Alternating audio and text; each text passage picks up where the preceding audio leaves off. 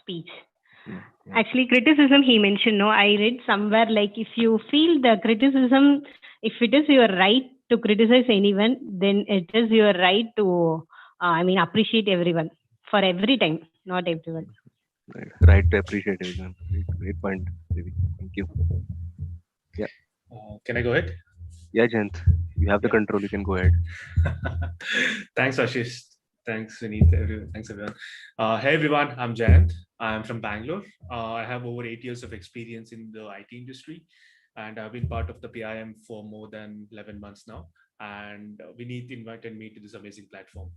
So today I'm going to talk about a topic about positive thinking. And this is from the book, What to Say When You Talk to Yourself. So how many of you like to always think positively? Okay. Okay. So one of the challenges, actually there are multiple challenges when you, by default, our thinking is like, by default, it goes to negative thinking. So there are multiple challenges in switching from that negative thinking into positive thinking. And one of the first challenges is that we think that only positive thinking will fix everything. Just believing that everything will work out just because we are thinking positively is only going to end up in disappointment especially if you don't have an action plan. And the kind of positive thinking or self-talk, what we should be looking at is the responsible kind of positive thinking. That means it should be optimistic, but at the same time, it should be practical and realistic as well. And the second challenge is that telling yourself that you're going to be positive in the future. Like, it does not, even if you think that, okay, I'm going to be positive from now on, it does not automatically rewire your brain into thinking that way. Just imagine that you have a mental apartment, okay? You just have an apartment, and then that's where you are living with your thoughts. And this is the mental apartment furnished with everything you think and everything, how you view the world. Basically, it is furnished with your thoughts. And much of the furniture in that apartment, the mental apartment which you live in, is second-hand old furniture which has been handed down to you. And it represents the old negative way of thinking, the default way of thinking, what we have. And this has been handed down to us in our childhood by our parents, our friends, our teachers, and everyone else who had our best interests in their hearts. And they helped us program our subconscious at that time. And we still keep using that furniture, what we got in our childhood. And then that we use in our mental apartment. Now, picture this apartment. The furniture is old. The sofa is like worn out and sagging. And the chairs which you sit on is like broken and then is shaky. Like if you sit down forcefully, it will just break down. And then the pictures on the wall which you see is like all hanging crookedly. And then the picture itself has gone yellow. And there are dishes which you see in your kitchen which are like chipped out and worn out. And then some of them are cracked even. And you see cobwebs everywhere at the corners. You get the picture, right? That's the apartment you actually live in by default. And you do have some new furniture. I'm not saying that all the furniture are old. There are some new furnitures which you have like painstakingly bought sometime. But then there are so sparingly few that it just gets overrun by all the old furniture and it cannot be noticed at all. So now let us say, as I said, like one day, all these things, as I said, like these represent your negative thoughts or negative way of thinking. So let us say one day you decide, okay, I'm going to be a positive thinker from now on. And let's say someone agreed to help you, and then you decide to clean out your apartment. And with that help of someone, you take down all the furniture, all the old furniture you have, and put it in your garage somewhere near your house. And all the furniture, including your dishes, your chairs, your tables, everything is stored away in the garage now. And all the negative thoughts, let us say in your mind, it's gone now completely. So you think to yourself, I'm a positive thinker now. But you enter your apartment again. What do you see there? Nothing. So you just stand around, look around, do nothing. And then you see, okay, I don't have a chair to sit. Where do you go to get the chair? To the same old garage where you stored away the furniture. So you go there, take the chair, come back and sit down. And after a while, you realize, I need a chair, I need a table to work on. So you go back to the garage, take the table, come back. And then you go, and then you feel hungry. You go back to the garage, take all the dishes, come back and cook. And then you feel sleepy, go back to the garage and get the bed back. By the time you realize, all the furniture which you had stored away is back in your apartment like it was before. I mean, it is rearranged rearranged in whatever fashion, but then it's the same thing. So it's the same thing happens if you try to remove your negative thoughts. Like the reason why it happened was you did not replace them with any new furniture or new positive thoughts. So when that happens, when you just try to get rid of your negative thoughts and don't replace them with positive self-talk or positive thoughts, your mind will just go back to the refuge or the comfort of the old negative thoughts. And as I said, like you can rearrange them like furniture, but then it's the same old programming looking like different in the first place.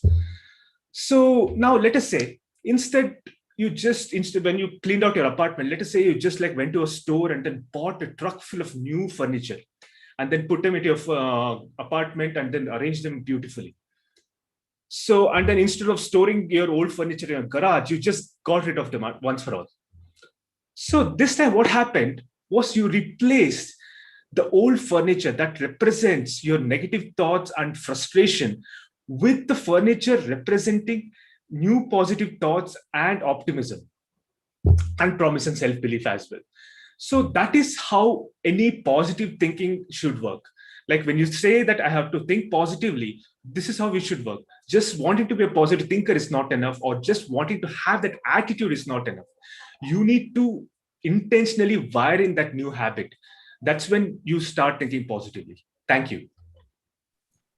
Awesome, Jayanth. Amazing speech. Super, Jayanth. Very nice. Awesome.